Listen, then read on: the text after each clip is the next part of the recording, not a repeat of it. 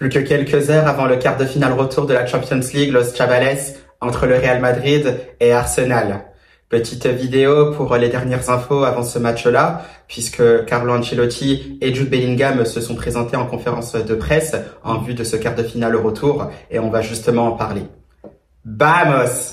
Donc on y arrive enfin à ce match de Champions League qui commencera à 21h du côté du Santiago Bernabéu. On a déjà commencé à se projeter sur ce match-là. J'avais déjà fait effectivement une vidéo d'avant-match là-dessus que vous pouvez retrouver bien évidemment sur ma chaîne YouTube.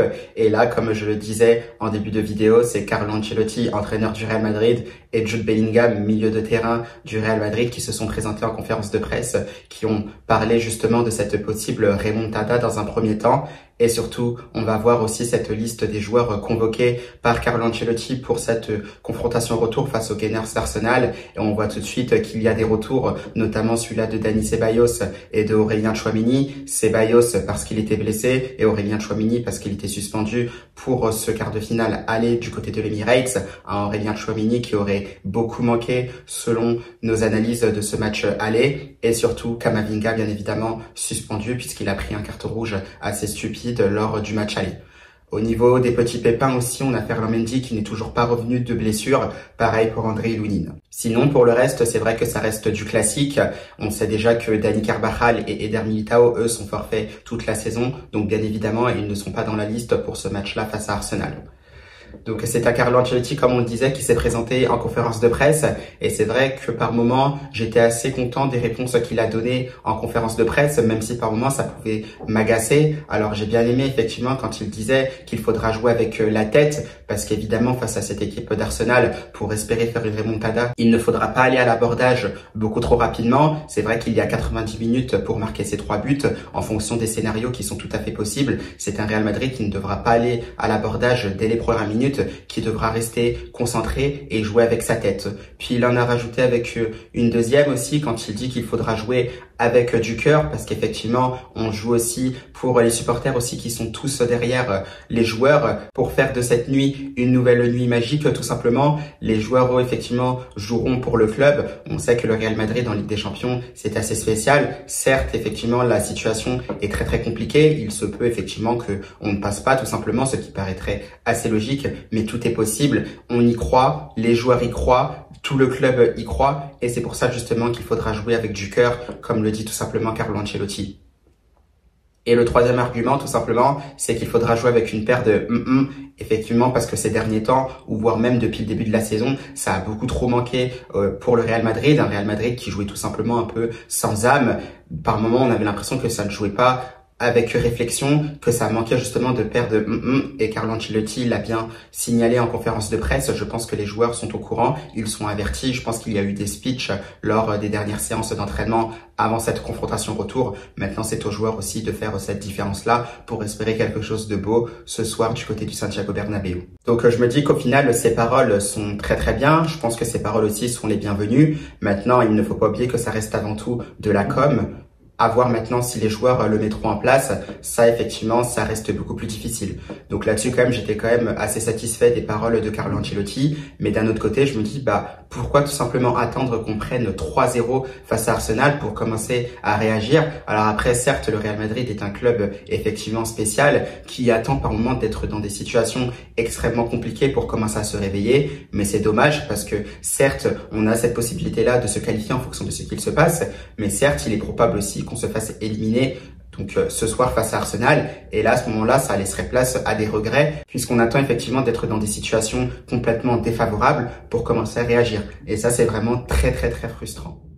Sinon, pour passer un peu à la suite de sa conférence de presse, c'est là aussi où ça m'a un peu agacé. Comme je disais, c'est un Carlo Ancelotti qui a lâché aussi de très bonnes paroles. Et il y en a une finalement qui était assez marquante aussi. C'est quand il dit que le Real Madrid pressera haut et fort et surtout qu'ils contrôleront cette possession de balle. Donc ça aussi c'est agaçant puisque c'est des choses qu'on attend finalement depuis le début, puisque il n'y a pas forcément de pressing dans cette équipe du Real Madrid, surtout en partant des premières lignes, à commencer par Kylian Mbappé, Vinicius Junior et Rodrygo Rodrigo Goes.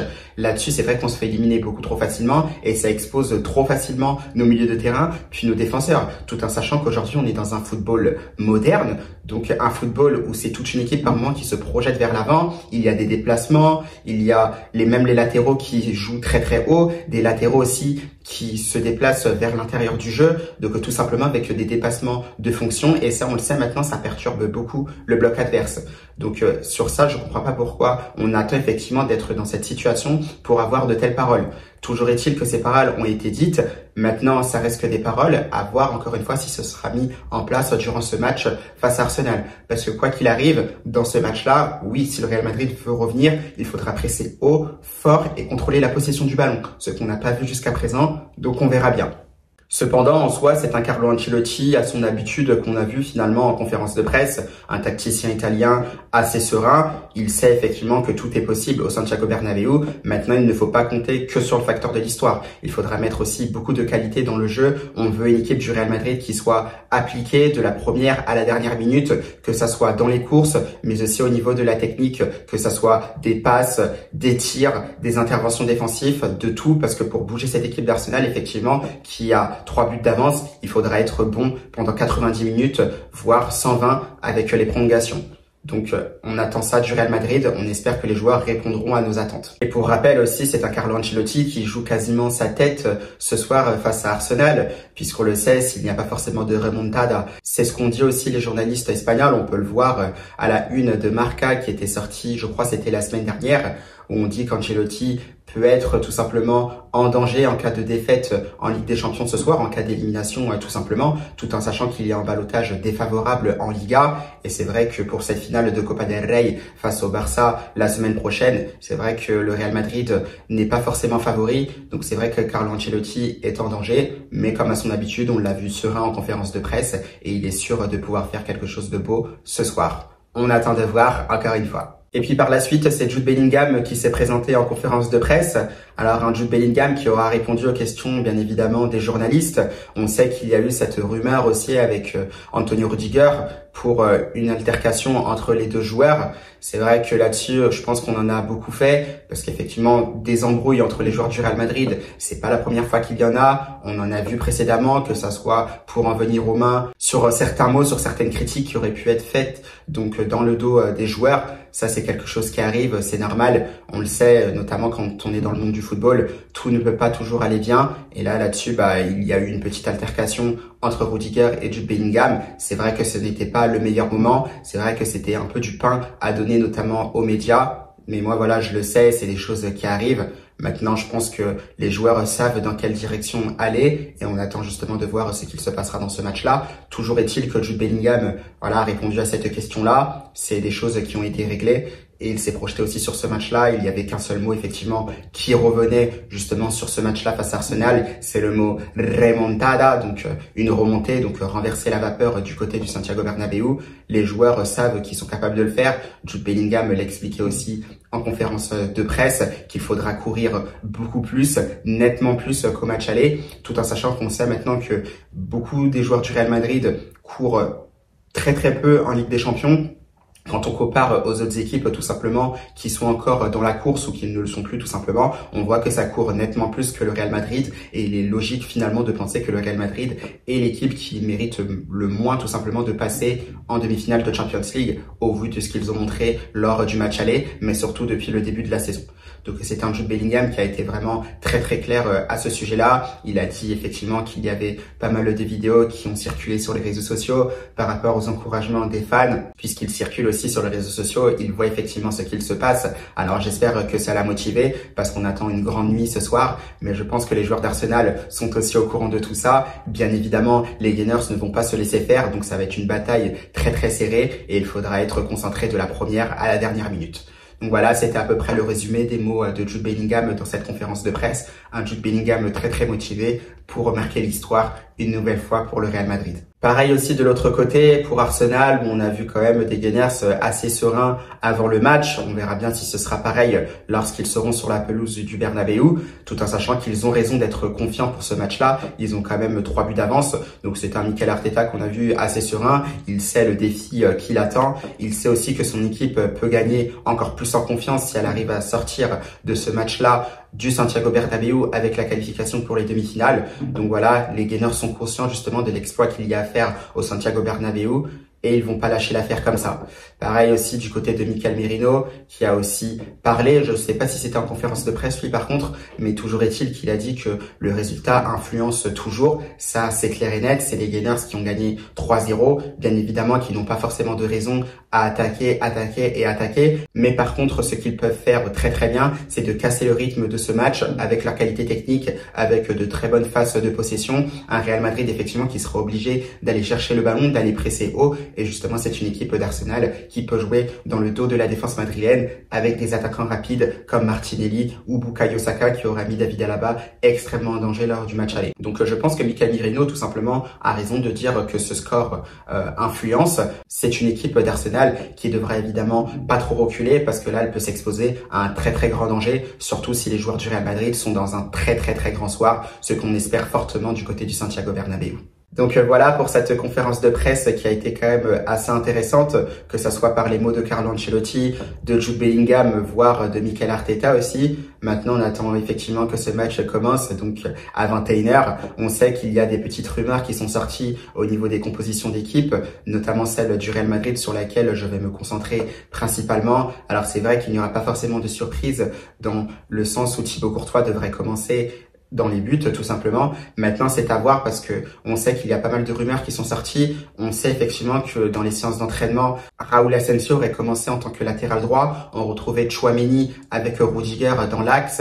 Un David Alaba à gauche, à voir ce serait peut-être Fran Garcia, un Dani Ceballos qui récupérerait une place au milieu de terrain, accompagné par Fede Valverde et Jude Bellingham, et évidemment les 2 Brésiliens accompagnés de Kylian Mbappé en attaque. Ça, c'est une des compositions probables. On a vu aussi qu'une autre composition d'équipe pouvait être possible avec Thibaut Courtois toujours dans les buts, un Fede Valverde cette fois-ci latéral droit, Raúl Asensio avec Antonio Rudiger dans l'axe, Fran Garcia latéral gauche, Dani Ceballos avec Aurélien Tchouaméni et Jude Bellingham au milieu de terrain. Donc vous voyez le petit changement par rapport à la première compo que j'ai donnée, c'est que Tchouaméni lui serait en sentinelle devant la défense avec Dani Ceballos et Jude Bellingham un peu plus haut. On retrouverait bien évidemment toujours les 2 Brésiliens avec Kylian Mbappé au front de l'attaque.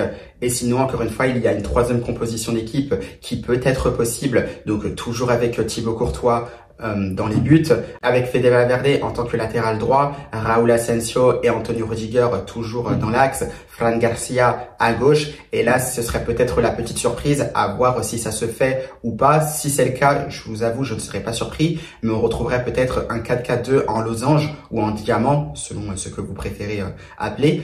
Donc en losange avec Tchouaméni en sentinelle, on retrouverait Dani Ceballos et Luka Modric juste au-dessus et surtout Jude Bellingham à la pointe haute de ce losange, donc vraiment en numéro 10, un peu en électron libre si je puis dire. Et devant, on retrouverait Vinicius Junior et Kylian Mbappé, ce qui laisserait Rodrigo Goes sur le banc. Donc ça, c'est aussi une décomposition possible, à voir laquelle des 3 sera donnée par Carlo Ancelotti. Si vous avez un avis par rapport aux 3 compositions d'équipe que j'ai données, n'hésitez pas à donner cet avis-là en commentaire. Si vous avez une préférence pour l'une des compositions que j'ai données, si vous avez une autre idée, n'hésitez pas aussi à la donner en commentaire. Ça fait toujours extrêmement plaisir d'avoir vos idées et surtout vos avis. Donc voilà, ce sont de belles compositions d'équipe. Maintenant, c'est vrai qu'en fonction de ce qu'on a vu, on peut se dire qu'on ne peut pas forcément imaginer beaucoup plus de ce Real Madrid qui aura été en dessous de son niveau cette saison. Maintenant, c'est vrai que j'aurais bien vu aussi un Brahim Diaz intégrer ce 11 de départ parce que je pense aussi que le Marocain le mérite, même si lorsqu'il commence un match, par moment, il est en dessous des attentes qu'on a pour lui. Il est beaucoup plus performant lorsqu'il entre en jeu. Mais c'est vrai que je l'aurais bien vu aussi titulaire. Il peut être aussi très très important dans l'animation offensive du Real Madrid dès le début du match. Mais ça peut être aussi en deuxième mi-temps parce qu'il pourra apporter beaucoup.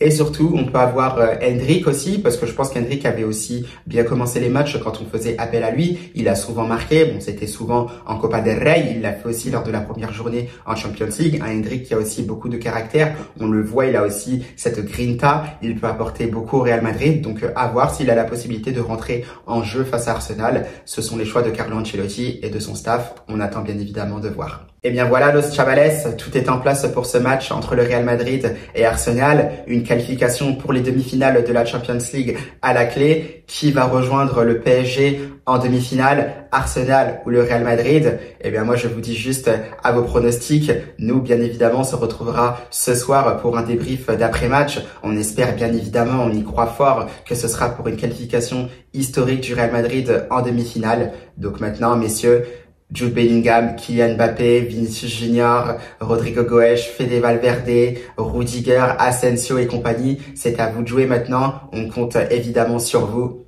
À vous de jouer les gars. Eh bien, on se retrouve après le match.